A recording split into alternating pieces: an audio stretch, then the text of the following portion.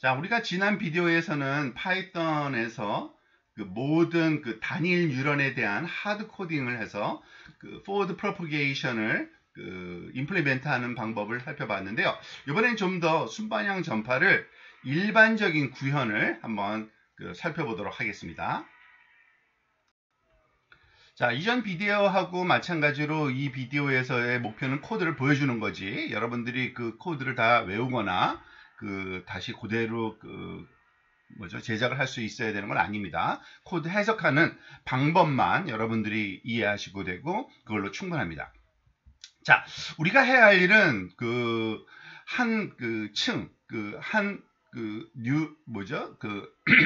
한층 여기 보통 댄스라고 우리가 표현했던 신경망의 단일층 이걸 구현하는 함수를 작성하는 겁니다. 이 함수에는 당연히 이런 세 가지 파라미터를 입력으로 받을 겁니다. 즉 이전 층에 말하자면 액티베이션 값을 받아야 되고요.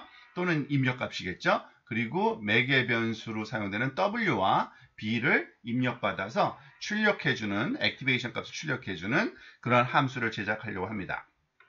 자, 이전의 예를 그대로 한번 사용해 보겠습니다. 첫 번째 층 같은 경우에는 뉴런이 3개짜리였죠. 즉 그래서 이것에 각 뉴런마다 주어져 있는 이 가중치 값 W11과 W12와 W13가 이렇게 길이가 2인 그런 1차원 어레이로 주어졌었습니다.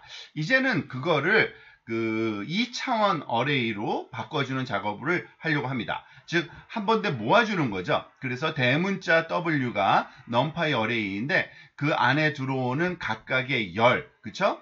1, 2, 여기에 첫 번째 말하자면 뉴런의 말하자면은 벡터고요. 두 번째 뉴런, 세 번째 뉴런의 매개 변수 W를 우리가 이런 형태로 넣어주게 되면 그럼 2 by 3 여기서의 3는 뉴런의 개수겠죠. 그죠? 2는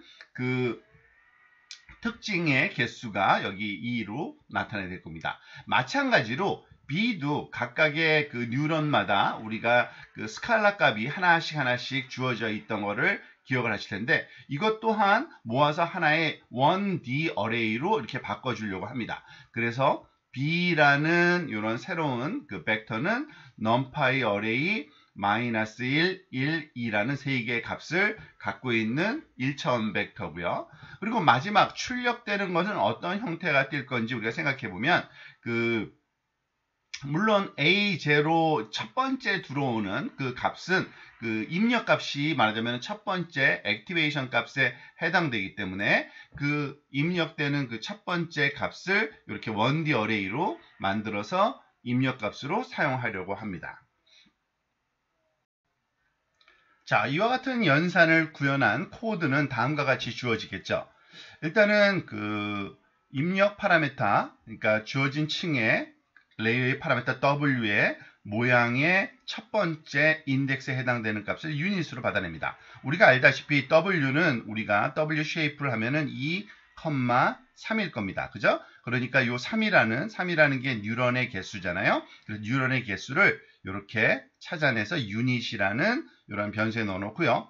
똑같은 길이의 제로를 넣어서 초기화를 시킵니다. 왜냐하면은 뉴런의 개수만큼의 길이를 갖는 아웃풋 출력이 이제 여기서 나와야 되니까 A underscore out은 numpy 0 유니츠 당연히 000 이렇게 세 개의 값을 갖는 0을 갖는 이러한 벡터가 만들어질 거고요.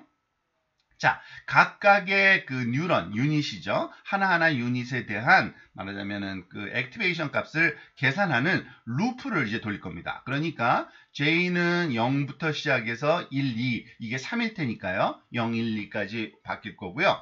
그때마다 해당하는 컬럼 벡터를 끄집어내는 과정이 필요하겠죠. 왜냐하면은 첫 번째 컬럼이 이제 콜론, 콤마, J로 얻어질 텐데 J가 0일 때요. J가 0일 때는 첫 번째 뉴런의 말하자면 가중치 값, 말하자면 행렬이, 그러니까 벡터가 되는 거고요. 그래서 그것을 가지고 이제 J도, B도, 바이어스도 J번째 거를 여기서 끄집어내면은 이 첫 번째 열에 해당되는 W 값과 이 첫 번째 말하자면은 위치에 있는 B 값을 사용해서 입력과 덧 프로덕트를 취함으로써 우리가 이 g 값을 구합니다. 이 g 값은 이 선형 방정식을 풀어주는 요 수식이 될 거고요. 이 g 값은 이제 시그모이드 함수에 말하자면은 넣어서 그 결과 값을 출력, 말하자면은 액티베이션 A 해당하는 A1이겠죠. 여기서는 첫 번째 층의 출력의 i번째 노드 값으로 이렇게 출력되고 마지막에 리턴을 해주면 될 겁니다. 그리고 보통 여기서 쓰는 시그모이드 함수는요, 보통 이 댄스 함수 바깥쪽에다가 우리가 만들어 놓고 호출해서 사용하게 됩니다. 자, 이게 한 층을 만든 겁니다. 한 층, 댄스라는 레이어는 하는 일이 뭘까요? 이전 층의 액티베이션 벡터를 받아들이고, 그리고 해당하는 층의 매개 변수 W와 B를 제공하면 출력값, 그 층을 통과해서 나온 forward propagation이 진행된 다음에 출력 벡터, 액티베이션 벡터, 활성화 벡터를 출력해주는 그러한 함수가 완성됐다고 볼 수 있겠습니다.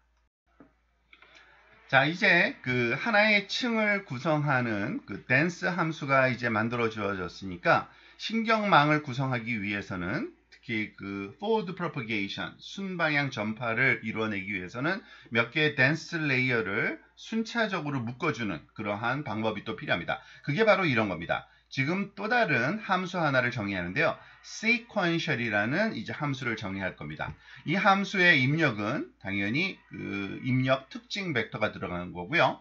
이 입력 특징 벡터를 가지고 첫 번째 이제 댄스 레이어 하나를 사용하는 겁니다. 당연히 첫 번째 층에 사용될 매개 변수 W1과 B1을 이렇게 파라미터로 제공해 주면 되고요. 그 결과는 첫 번째 층에 말하자면은 출력, 즉 액티베이션 값, 우리가 보통 수식으로 쓸 땐 A의 위첨자 1이라고 첫 번째 층의 결과라고 이렇게 했었죠. 그 결과를 낳게 되고, 자, 그 결과를 사용해서 두 번째 층에 또 다른 말하자면은 뉴럴 네트워크 층을 구성할 수가 있습니다. 이 두 번째 따라오는 댄스 층은 입력을 A1, 이전 방금 전에 계산된 출력층의 결과값을 받고요. 해당하는 매개 변수 W1과 B2가 제공되어야 되죠. 그러면은 여기서도 두 번째 층의 결과 A2, 우리가 노테이션 그냥 노트 테이킹 할 때는 위첨자 A 대괄호 2 이렇게 썼던 거죠. 마찬가지로 A3, A4까지 계산해서 그 결과를 우리가 반환해주면 이 소위 신경망은 4개의 층으로 구성된 신경망의 말하자면은 순차적인 순방향 전파를 완성해주는 함수라고 볼 수 있습니다. 자, 여기서 주의할 거는 우리가 유독 W만 대문자를 쓰고 있는 거를 보실 수 있습니다. 자, 그 이유는 보통 우리가 행렬을 나타낼 땐 대문자를 많이 쓰고요. 벡터나 스칼라는 소문자를 쓰거든요. 그래서 지금 우리가 사용하는 매개 변수는 각 레이어가 가지고 있는 뉴런들의 말하자면 가중치 값, 웨이팅 값, W 값들은 벡터들이기 때문에 그것들을 다 합쳐서 이렇게 행렬로 우리가 표현했기 때문에 이제 대문자 기호를 쓸 거고, 아마 보통 코딩에서도 유사한 방법으로 구현된 것을 여러분들이 많이 경험하시게 될 겁니다. 자, 이로써 처음부터 직접 여러분들이 forward propagation 신경망의 순방향 전파를 구현하는 방법을 알아봤습니다. 자, 이제 이런 코드들을 실습에서 한번 살펴볼 건데요. 사실은 TensorFlow 같은 강력한 라이브러리를 사용할지라도 내부적으로 어떻게 동작하는지를 아는 것이 큰 도움이 됩니다. 뭐가 잘못됐는지, 그리고 느리게 실행되거나 또는 이상한 결과가 나오거나 마치 버그가 있는 것 같을 때 그거를 이해하려면은 이와 같은 원론적인 동작 원리를 좀 이해하는 게 도움됩니다. 실제로 코딩을 해보면 기계학습 알고리즘을요, 잘 작동하지 않습니다. 처음부터는. 그래서 우선 디버깅에 말하자면 능력이 굉장히 많이 필요하게 되는데요. 이처럼 심층적인 이해를 갖고 있으면 여러분의 알고리즘 또는 어플리케이션을 디버깅 하는데 아주 유용하게 사용될 겁니다. 자, 여기까지고요. 다음번 비디오에서는 좀 새로운 주제인 AI와 AGI라는 Artificial General Intelligence의 약자죠. 그러니까 일반 인공지능이라고 불리는 범용 인공지능에 불리는 요즘에 너무나도 많은 그 논의가 진행되고 있기 때문에 거기에 대한 내용을 잠시 좀 언급함으로써 여러분들에게 도움을 좀 드리도록 하겠습니다.